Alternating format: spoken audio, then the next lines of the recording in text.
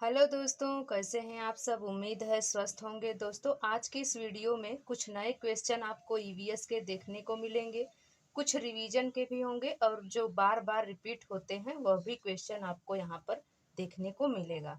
अगर आप दोस्तों चैनल पर नए आए हैं तो चैनल को जरूर से जरूर सब्सक्राइब कर लें ताकि ऐसी ही महत्वपूर्ण वीडियो आप सब तक पहुँचती रहे। तो आइए दोस्तों शुरू करते हैं आज की क्लास। पहला प्रश्न है, आरक्षित रेल टिकट में से किसकी जानकारी नहीं मिलती है। आपके ऑप्शन है यात्रा की तिथि, ट्रेन का नंबर और नाम, यात्रियों का नाम या यात्रा की श्रेणी। तो दोस्तों, आरक्षित रेल टिकट में से किसकी जानकारी नहीं मिलती है यह आपको बताना है। अगर दोस्तों हम बालकों को रेल टिकट दिखाएं तो इससे बालक में क्या होगा, बालक में जिज्ञासा उत्पन्न होगा और बालक स्थान विशेष का अवलोकन करने के लिए तैयार होगा। अब आरक्षित का क्या अर्थ होता है वो भी आप समझिए। आरक्षित का अर्थ होता है विंडो टिकट। इसमें क्या होता है कि इसमें आपको गाड़ी का नाम, नंबर, यात्रा प्रारंभ करने वाले स्टेशन और अंतिम स्टेशन का नाम भी देखने को मिलता है। और क्या क्या देखने को मिलता है, कुल यात्रा की दूरी, कुल किराया, कोच संख्या, सीट संख्या और श्रेणी का भी पता चलता है। और इसके अलावा टिकट में यात्री की आयु तथा लिंग का पता चल जाएगा कि यात्री की कितनी आयु है और उसका लिंग क्या है, वो फीमेल है या मेल है। दोस्तों, विंडो टिकट से पीएनआर का पता चल जाएगा। तो यहाँ पर आरक्षित रेल टिकट में से किसकी जानकारी नहीं मिलती है, तो यहाँ पर आपका सही ऑप्शन हो जाएगा सी, यात्रियों का नाम। यहाँ पर सी ऑप्शन आपका बिल्कुल सही हो जाएगा कि आरक्षित रेल टिकट में से यात्रियों के नाम की जानकारी नहीं मिलती है। दूसरा प्रश्न है, भारत में लीची का प्रमुख उत्पादक राज्य है। आपके ऑप्शन है गोवा, बिहार, महाराष्ट्र या इनमें से कोई नहीं। तो दोस्तों, अगर हम दूसरे प्रश्न की बात करें तो भारत में लीची का प्रमुख उत्पादक राज्य जो है वह बिहार है। आपका बी ऑप्शन यहाँ पर बिल्कुल सही हो जाएगा। अगर दोस्तों केसर का सर्वाधिक उत्पादक राज्य पूछा जाए क्वेश्चन में कि केसर का सर्वाधिक उत्पादक राज्य कौन सा है, तो आपका उत्तर होगा जम्मू एंड कश्मीर। और अगर पूछ लिया जाए प्रश्न में कि भारत में फलों का डलिया किसे कहा जाता है, किस प्रदेश को कहा जाता है, तो आपका उत्तर होगा हिमाचल प्रदेश को। भारत में फलों का डलिया हिमाचल प्रदेश को कहा जाता है। भारत का बगीचा बेंगलुरु को कहा जाता है। और दोस्तों, फूलों की घाटी उत्तराखंड को कहा जाता है। और दोस्तों, मसालों का घर किसे कहा जाता है, तो मसालों का घर केरल को कहा जाता है। इसके अलावा भारत का सोया प्रदेश किसे कहा जाता है, तो भारत का सोया प्रदेश मध्य प्रदेश को कहा जाता है। और वहीं पर दोस्तों अगर महाराष्ट्र को देखें हम, तो महाराष्ट्र कपास के लिए ज़्यादा चर्चित रहता है। तो ये सब फैक्ट भी आपको जरूर से जरूर ध्यान में रखना है। तीसरा प्रश्न है, ब्रेल लिपि कितने बिंदुओं पर आधारित है। आपके ऑप्शन है 4, 6, 8 या 12। तो दोस्तों, ब्रेल लिपि कितने बिंदुओं पर आधारित है, तो यहाँ पर आपका बी ऑप्शन बिल्कुल सही हो जाएगा। वर्तमान समय में यह 6 बिंदुओं पर आधारित है। दोस्तों, अगर ब्रेल लिपि की बात हो रही है तो ब्रेल लिपि दिवस कब मनाया जाता है, इसे भी आपको जानना आवश्यक है। तो ब्रेल लिपि दिवस 4 जनवरी को मनाया जाता है। और ब्रेल लिपि का विकास किसने किया है, तो ब्रेल लिपि का विकास लुई ब्रेल जो कि फ्रांस के निवासी हैं, इनके द्वारा किया गया था। प्रारंभ में यह 12 बिंदुओं पर आधारित था, लेकिन वर्तमान में यह 6 बिंदुओं पर आधारित है। अगर दोस्तों पूछ लिया जाए प्रश्न में कि प्रवासी भारतीय दिवस कब मनाया जाता है, तो प्रवासी भारतीय दिवस 9 जनवरी को। और विश्व हिंदी दिवस कब मनाया जाता है, तो विश्व हिंदी दिवस 10 जनवरी को। राष्ट्रीय युवा दिवस कब मनाया जाता है, तो राष्ट्रीय युवा दिवस 12 जनवरी को। और राष्ट्रीय बालिका दिवस 24 जनवरी को मनाया जाता है। इसी के साथ एक फैक्ट बहुत ही इम्पॉर्टेंट आपको याद रखना है कि 30 जनवरी और 23 मार्च को शहीद दिवस मनाया जाता है। ये भी आपको फैक्ट जरूर से जरूर याद रखना है। चौथा प्रश्न है, किस जानवर के बच्चे को शावक के नाम से जाना जाता है। आपके ऑप्शन हैं शेर, भेड़, खरगोश या कुत्ता। तो दोस्तों किस जानवर के बच्चे को शावक के नाम से जाना जाता है? तो यहाँ पर आपका सही ऑप्शन हो जाएगा ए, शेर। शेर के बच्चे को शावक के नाम से जाना जाता है। वहीं पर अगर हम भेड़ की बात करें तो भेड़ के बच्चे को मेमना कहा जाता है और खरगोश के बच्चे को बन्नी कहा जाता है और वहीं पर कुत्ता के बच्चे को पिल्ला या पिल्ली कहा जाता है। पांचवा प्रश्न है जरायुज का उदाहरण नहीं है। आपके ऑप्शन है मेढक, कुत्ता, गाय, हाथी। तो दोस्तों जरायुज का क्या अर्थ होता है? दोस्तों एक होता है जरायुज और एक होता है अंडायुज। तो अंडायुज किसे कहा जाता है? अंडायुज उसे कहा जाता है जो कि अंडा देने वाले जीव होते हैं और जरायुज कहा जाता है उसे जो सीधे बच्चे देने वाले जीव होते हैं। तो यहाँ पर जरायुज का उदाहरण नहीं है, यह पूछा गया है। तो जरायुज का उदाहरण मेढक नहीं है। आपका ए ऑप्शन बिल्कुल सही हो जाएगा। बाकी गाय, कुत्ता, हाथी ये सब बच्चे को जन्म देते हैं। छठा प्रश्न है नेपेंथीस नामक पौधा जो जीवों तथा मेढकों, चूहों को अपने अंदर फंसाकर खा जाता है, यह पाया जाता है। आपके ऑप्शन है अरुणाचल प्रदेश में, मेघालय में, असम में, ओडिशा में। तो दोस्तों नेपेंथीस जो पौधा होता है उसे और किस नाम से जाना जाता है? तो नेपेंथीस को घटपर्णी के नाम से भी जाना जाता है। इसे शिकारी पौधा भी कहा जाता है। और यह पाया कहाँ जाता है? तो यह पाया जाता है इंडोनेशिया में, ऑस्ट्रेलिया में और अगर भारत की बात करें तो भारत के मेघालय में भी पाया जाता है। यहाँ पर बी ऑप्शन आपका बिल्कुल सही हो जाएगा। और दोस्तों जहाँ मृदा में नाइट्रोजन की कमी होती है वहाँ यह पौधा पाया जाता है। यह पौधा नाइट्रोजन की पूर्ति करने के लिए चूहों का, मेढकों का, छोटे जीवों का शिकार करता है और यह कैसा होता है? तो यह घड़े के आकार का होता है। सातवां प्रश्न है हाथियों के विषय में नीचे दिया गया कौन सा कथन असत्य है? दोस्तों यहाँ पर हाथियों के विषय में कौन सा कथन असत्य है वह बताना है। आपके ऑप्शन है इसके बच्चे का वजन 200 किलोग्राम होता है, यह एक दिन में 2 से 4 घंटे सोते हैं, सी ऑप्शन कह रहा है एक सामान्य हाथी एक दिन में लगभग 50 किग्रा पत्तियां खाता है और डी ऑप्शन कह रहा है इसकी आयु लगभग 70 साल होती है। तो दोस्तों हाथियों के विषय में आपको यह जानना जरूरी है कि हाथी जो है वह भारत का राष्ट्रीय विरासत पशु है और विश्व में यह दक्षिण अफ्रीका में पाया जाता है और भारत में यह कर्नाटक में सबसे ज्यादा हाथी पाया जाता है। और दोस्तों इनकी खासियत और क्या है कि यह समूहों में रहते हैं। समूहों में 10 से 12 सदस्य होते हैं। कई बार सीटेट एग्जाम में पूछा गया है कि हाथियों के समूहों में कितने सदस्य होते हैं। तो यहाँ पर आपको याद रखना है समूह में 10 से 12 सदस्य होते हैं और बच्चे जब 14 से 15 वर्ष के हो जाते हैं तो वह समूह को छोड़ देते हैं। और एक फैक्ट और आपको याद रखना है कि सफेद हाथी कहाँ पाया जाता है? तो सफेद हाथी थाईलैंड में पाया जाता है और इनका सबसे मुलायम भाग जो होता है वह कहलाता है क्नूले। ये भी आपको याद रखना है।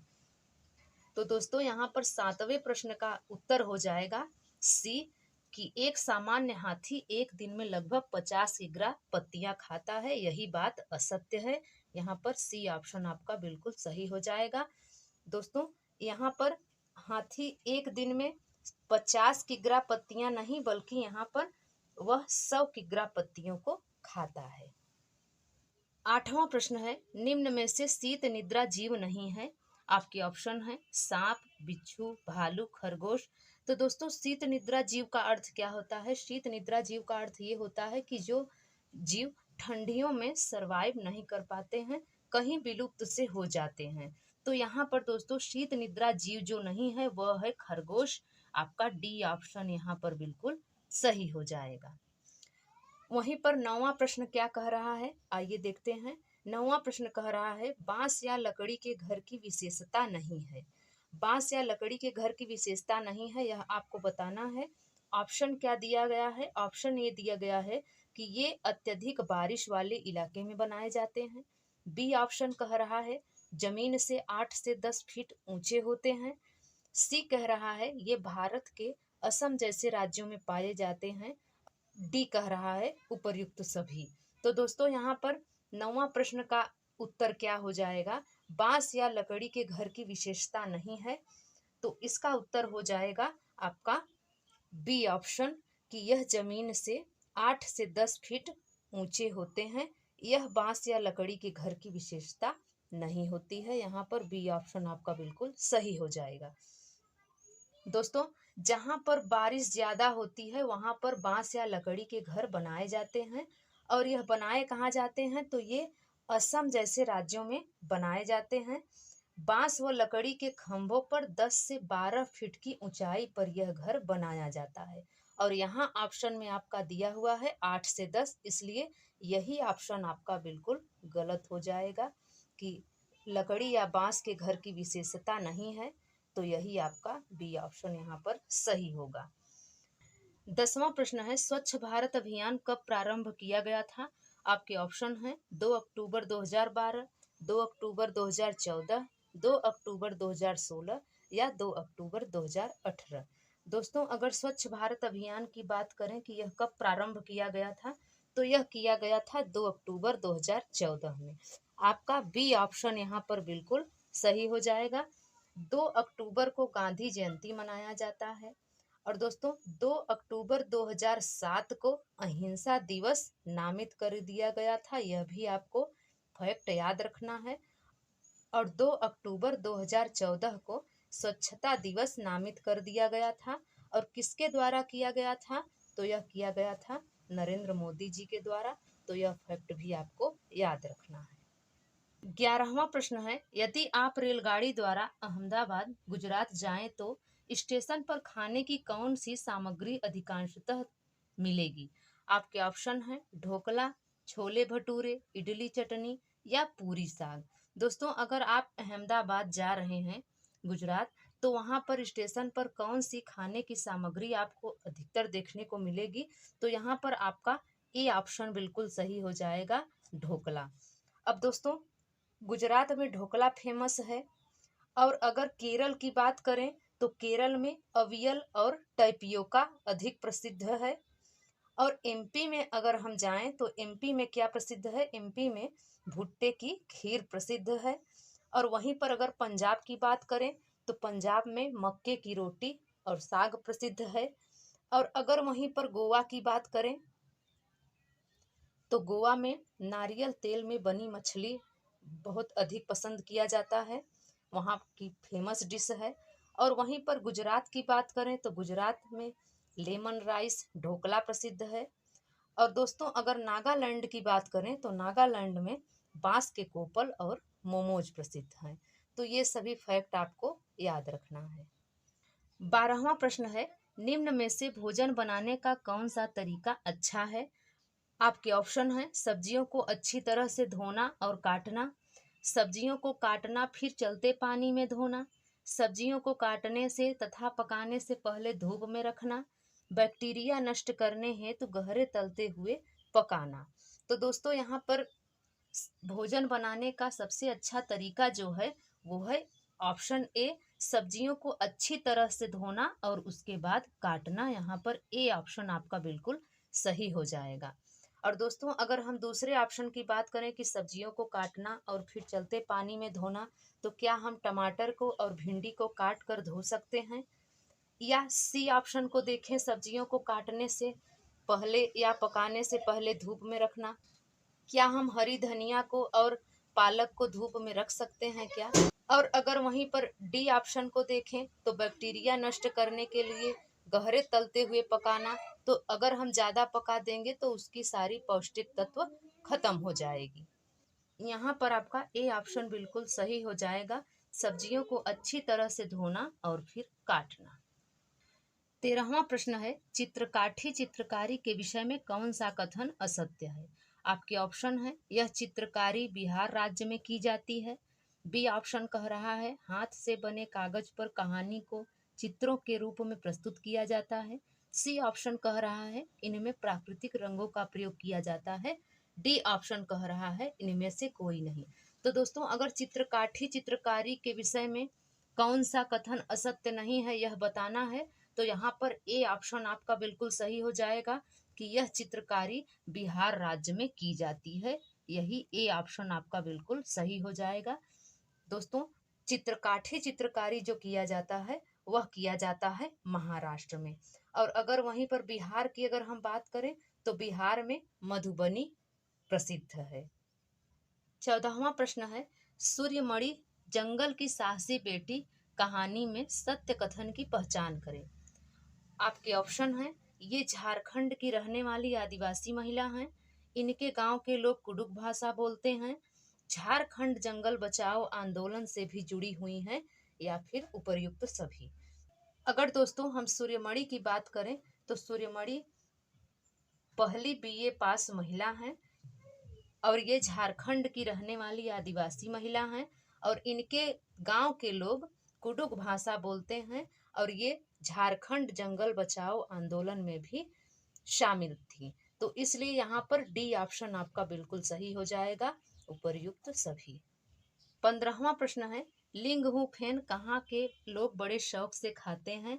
आपके ऑप्शन है हांगकांग, दक्षिण अमेरिका, मेघालय या इनमें से कोई नहीं। तो दोस्तों लिंग हु फेन का अर्थ क्या होता है, तो लिंग हु फेन का अर्थ होता है सांप से बना व्यंजन, सांप से बना सूप। और लिंग हु फेन कहाँ के लोग बड़े शौक से खाते हैं, तो ये खाते हैं हांगकांग के लोग, इसलिए आपका ए ऑप्शन बिल्कुल यहाँ पर सही हो जाएगा। 16वां प्रश्न है, मैरी कॉम का संबंध किस खेल से है। आपके ऑप्शन है हॉकी, वेटलिफ्टर, फुटबॉल, बॉक्सिंग।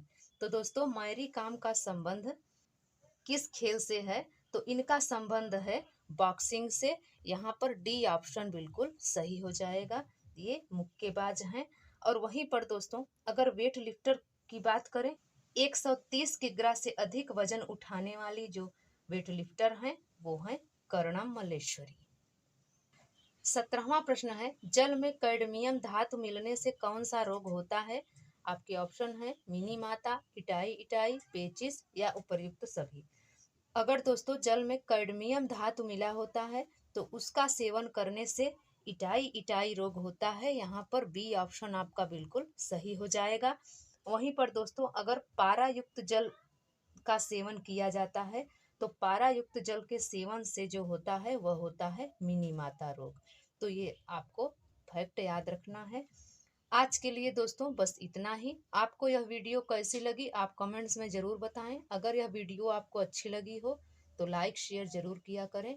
तो मिलते हैं दोस्तों अगली वीडियो में, तब तक के लिए नमस्कार।